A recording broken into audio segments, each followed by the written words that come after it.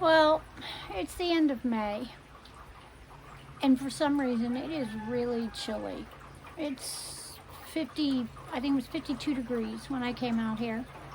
And it's raining, so it's 52 wet degrees, which makes it way colder than it needs to be for Memorial Day weekend.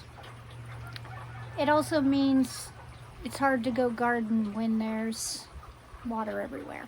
Now, don't get me wrong, the plants need it, so I'm okay with the rain.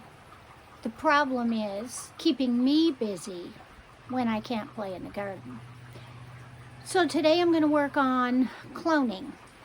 I've been wanting to do this for a while.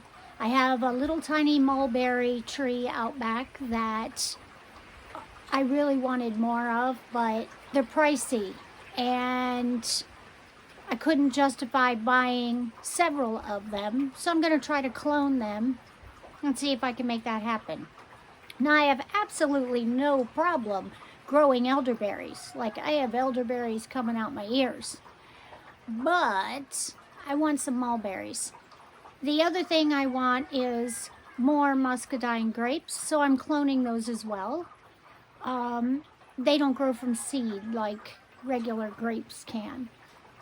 So this is my Mother's Day gift from one of my daughters. It is a improved Meyers Lemon, and this is thanks to T-Buzz. She has a lemon tree and I have lemon tree envy. But I really wanted the lemon because I grow ginger and I grow elderberries, and when we're sick in this house we make elderberry tea, which has ginger and elderberries and lemons. And lemons was the only thing that I didn't have growing here that we use, other than the tea. If I put some sort of, I like to put pomegranate tea in there. But I'm growing pomegranates too. Now, mind you, I haven't gotten a pomegranate off of it yet, but I'm trying. So this is the Meyers Lemon. So I've been researching how to take care of my little lemon tree because I don't want to lose it and I want to prune it correctly and all of that. So one of the things that we were reading about is that this limb over here, if you notice, it's way down deep on the stem and it goes off to the side and down. So if I were going to prune, that would be the limb that I prune. So because of that, that is the limb I'm choosing to clone. I will put, I have two different sizes here. Okay, this is the big one, and what it does is it opens up, you fill it full of peat moss, any dirt, but I use peat moss because it retains the water better. You fill it full of dirt, pack it in tight, set that to the side, and then you scrape the stem so that you get the bark off. You put a little bit of rooting powder on it so that it helps it develop the roots.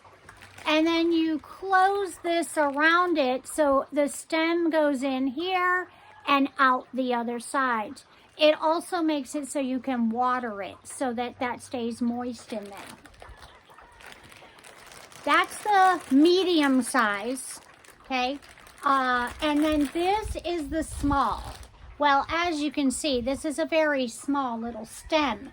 And when we close that, you can see how much space is in there. I don't need a medium. I just need a small, which makes me happy because it uses less peat moss. Because have you seen the price of peat moss? Oh my goodness. It has more than doubled since I bought peat moss last year. But we're gonna fill up our container. I have thoroughly soaked the peat moss. I'm talking, if you look in here and I scoot it aside, I can see water right here. because I really want it wet. Better too wet than too dry, because we need the plant to have lots of water in it. So I'm smashing it in here. And this is like, if you think of baking and you firmly pack a cup of brown sugar, well, that is what I'm doing. And we'll see. I can see the water when I smush it. I can see the water coming. So I'm going to get dirty, but it is firmly packed in there. If I put my finger on this, you can probably see the water come to the surface and leak all over me. The good news is I brought napkins. So there you go. So now I am going to take my handy dandy favorite knife ever, my Kershaw, and I am going to see if I can turn this where you can see. I'm going to scrape, in this case it's green, but in the grapes it is brown, bark off to make it more accessible for the rooting compound. Come on, bud. And you're just taking a thin layer off. Don't hack it.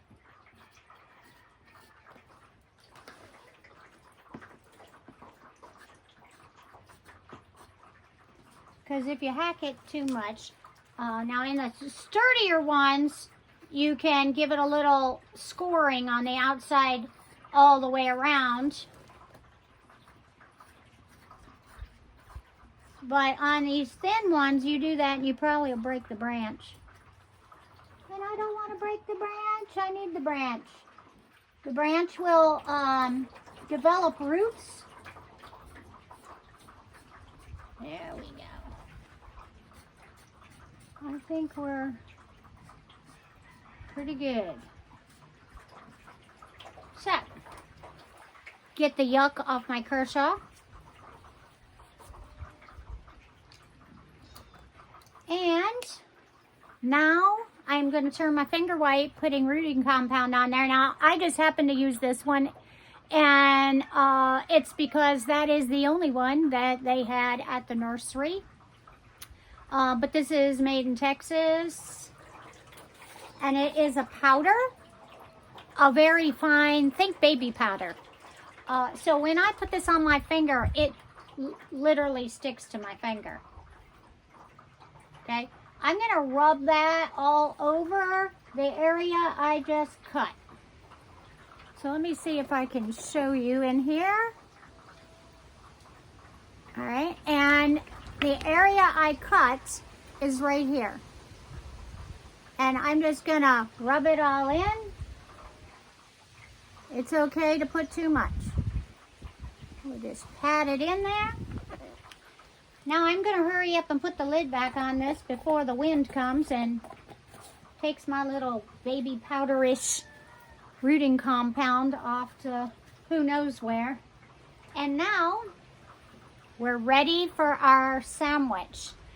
But the trick is I need these little tiny zip ties, because once I click this shut, I need to zip tie it closed.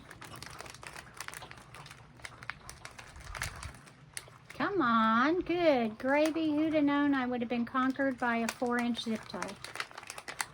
Get out of my plastic bag. There we go. So I'm going to get a couple of those handy. And now the squishing begins. If you can take a peek at this, the bottom portion here doesn't have as big of a well as the top portion. And so this is the watering end. This goes at the top. Now, this doesn't really have a top. If it went up like this one, I would put the top there. But this is off to the side. So I literally will have to lift this branch to water. I'm okay with that. Now I have to see if I can get this on here and finagle it.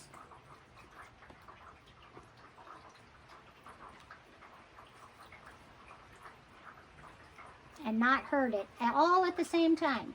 Come on, baby. Please let me close you. Okay. Now I need zip ties. Let's see if I can show you. I am zip tying this. I mean, you need a jacket today. It's so cold. I put this little lemon plant off the back porch last night because they were calling for rain and she needed a drink. But I went and got her just a short bit ago because she doesn't need to be drowned. She just needed a drink. So our final project looks like that. Now, here's the hard part. It's gonna take a couple months. They say anywhere from about 2 to 3 months. And anybody that knows me knows I have no patience for waiting. But they do make some where one side of the circle is clear and the other side is black. Can you guess what my next purchase is going to be? Because that would allow me to view in there, and maybe I would know that exciting things were happening and I wouldn't be as impatient. Okay, that's a total lie. I would still be impatient, but I would have some satisfaction of knowing it was working, because the only way I know it's working is to wait a couple months, open those zip ties, and see if I have roots in there.